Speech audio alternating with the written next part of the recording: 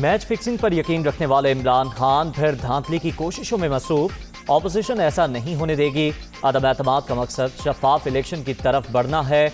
अवाम को हुक्मरानों से निजात दिलाएंगे। बिलावल भुट्टो की प्रेस कॉन्फ्रेंस।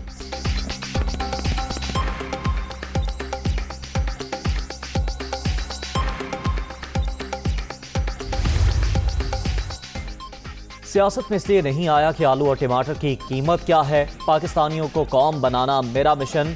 24 साल से तबलीग में मसरूफ हूँ। मुखालिफिन मिलकर हुकूमत गिराने की कोशिशों में लगे हैं, मगर कुछ भी नहीं होगा। मेरा शिकार करने निकले तीनों चूहे खुद शिकार हो जाएंगे।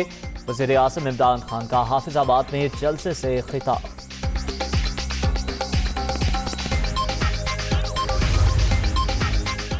और शेख रशीद के लफ्ज़ी वार, काफ लीग किसका साथ देगी, फैसले के लिए क़यादत ने सर जोड़ लिए। मुशावरती इजलास में सियासी सूरत हाल पर गौर।